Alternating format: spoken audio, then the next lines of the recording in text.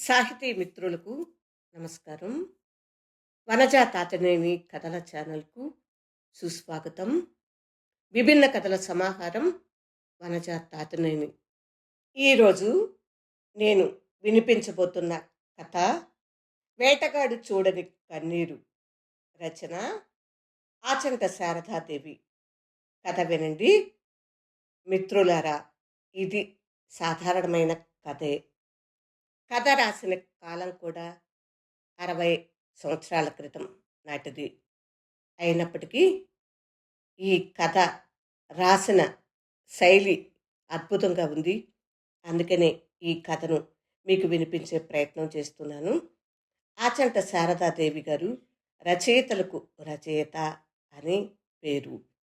కథ ఎంత పొందికగా, ఎంత నిగూఢార్థంతో రాశారో కథ వింటే మీకే తెలుస్తుంది. అందుకే విభిన్నమైన కథగా మీకు ఈ కథను పరిచయం చేస్తున్నాను. ఇప్పుడు కథలోకి వెళ్ళిపోదాం. వేటగాడు చూడని కన్నీరు. 3 సంవత్సరాలైంది ఈ ఇంట్లో అడుగుపెట్టి. మనిద్దరి మధ్య కట్టుకున్న తెరలుగానే ఉన్నవి. ఇంకా మీ ఎదుట మసలటానికి నాకు భయం వదలలేదు. ఇంకా నన్ను కన్నెత్తి చూడటానికి మీకు బుద్ధి పుట్టలేదు. ముందర గదిలో మీరు, వెనుక గదిలో నేను. ఎన్నాళ్ళు సాగుతుంది ఈ జీవితం ఇలా? యంత్రంలాగా నేను తెర వెనుకన ఉండి అన్నీ మీకోసం అమర్చి పెడితే ఏమాత్రం సందేహం లేకుండా మీరు నిజంగా ఇది యంత్రమే, మనిషి కాదనుకుంటే ఏం చేయగలను? ఒంటరిగా ఈ ఇంట్లో, ఈ విశాలమైన ఖాళీ గదుల్లో పలకరించే దిక్కులేక నేను అలమటిస్తుంటే, రాత్రింపగలు ఈ ఒంటరితనం నన్ను దహించి వేస్తుంటే, పని మనిషి నన్ను చూసి నిట్టూరిస్తే ఈ అవమానం ఎలా భరించగలను? మీరు అదృష్టవంతులు.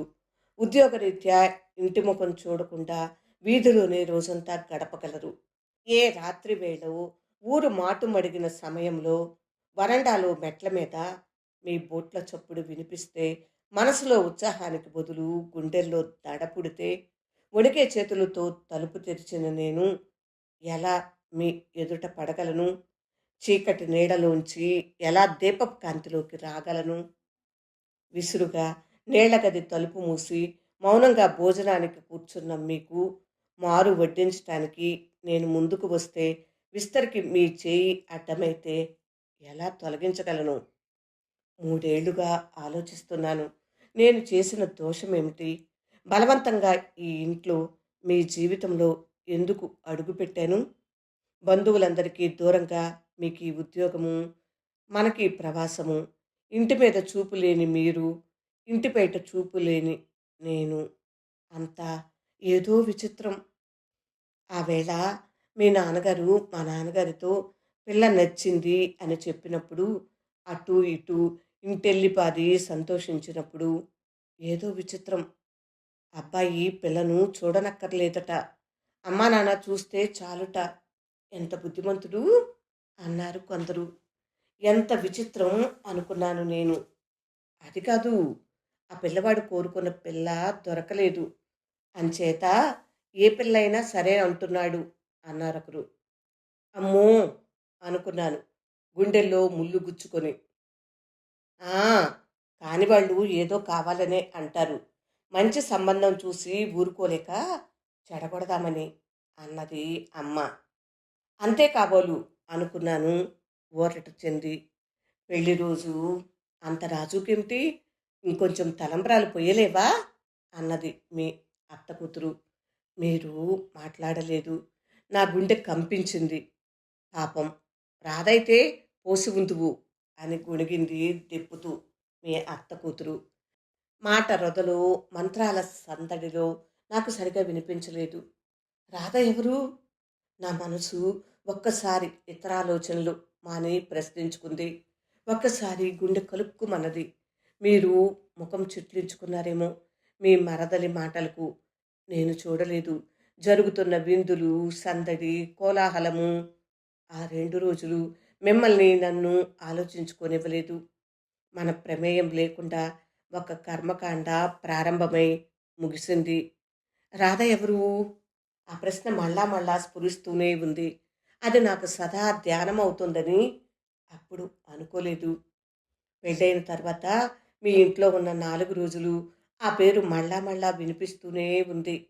మాటల సందడిలో అస్పష్టంగా రాధ కన్నా ఈ పిల్లే బాగుంది అన్నారెవరో గోడచాటున. బాగుంది.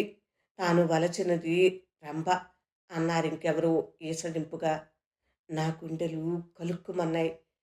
ఈ పేరు నన్ను వదలదా అనుకున్నాను దిక్కుతోచక. ఆ వేళ మనం ప్రయాణం అవుతుంటే అంటున్నారు మీ అమ్మగారు మీతో గదిలో. పాపం పసిపిల్ల నాయనా ఎంత గారాబంగా పెరిగిందో. అందరినీ వదులుకుని అంత దూరం వస్తుంది నీతో. ఎంత జాగ్రత్తగా చూసుకుంటావో. నీ మీద నమ్మకంతో వాళ్ళమ్మకు నేను మాట ఇచ్చాను.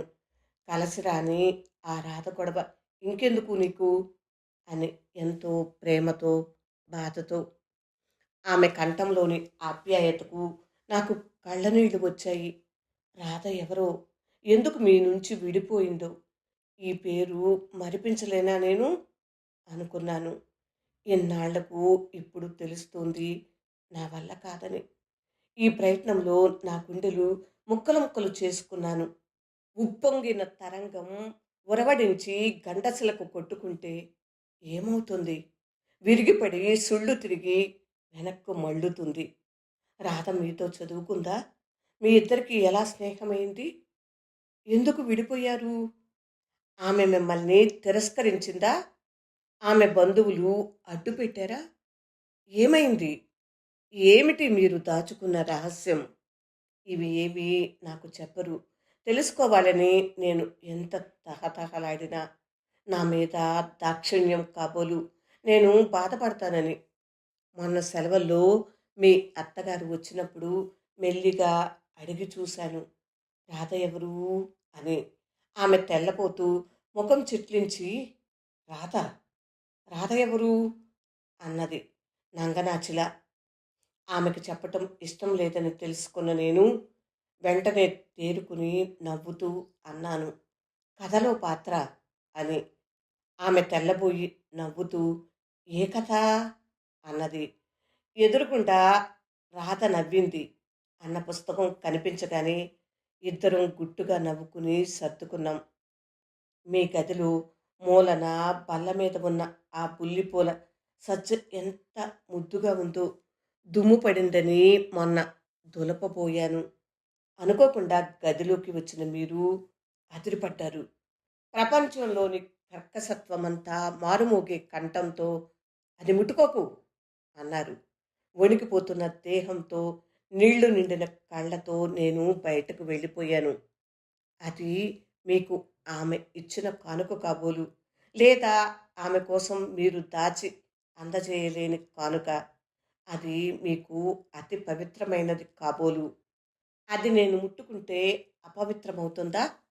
ఆమెపై మీ మమకారము, ఆమె తిరస్కారము, ఈ రెండింటికి మధ్య ఏ సంబంధము లేని నేనెందుకు బలి కావటము? ఆమెకు మీరు నచ్చలేదు కాబోలు. అందుకు శిక్ష నాకెందుకు విధించటం?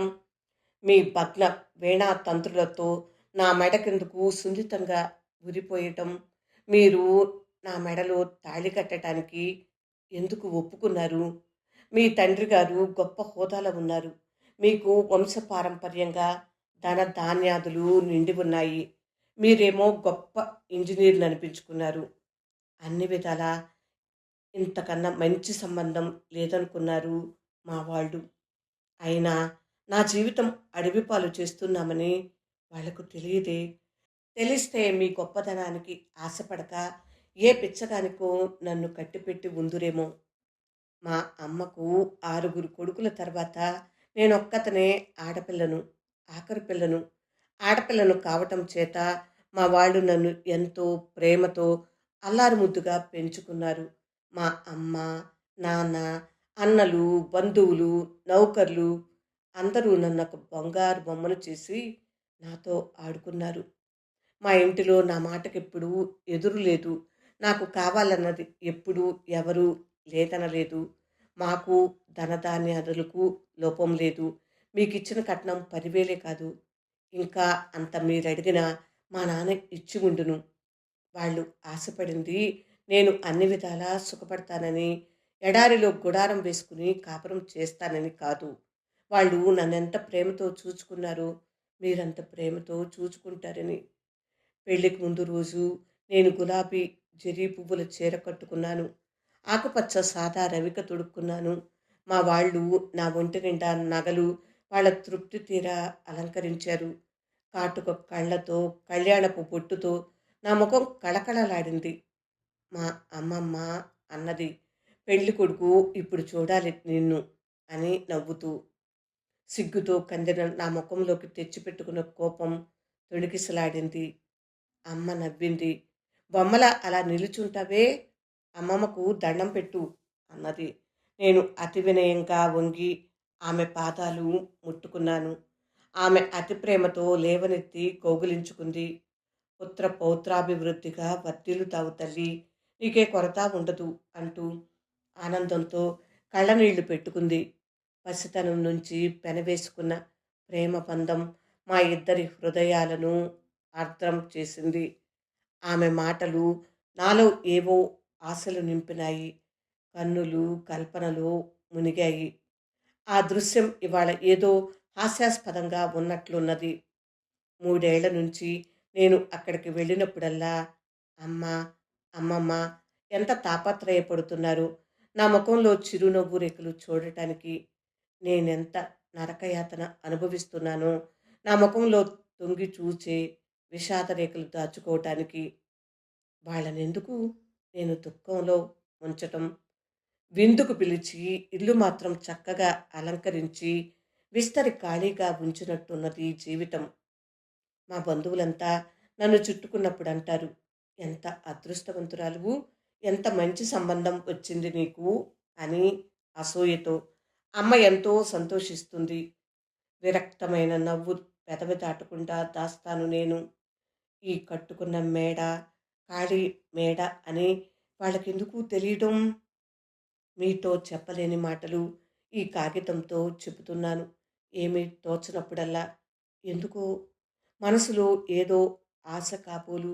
ఎప్పుడో మసక చీకటి వేళ బయట జోరున భయంకరంగా వాన కురుస్తుంటే గాలికి చెదరి ఈ కాగితాలు ముందర గదిలో బందీ అయిన మీ పాదాల ముందు పడితే పరధ్యానంగా కథ ఏమో అనుకుని మీరు చదివితే మీ మనసు మారుతుందా?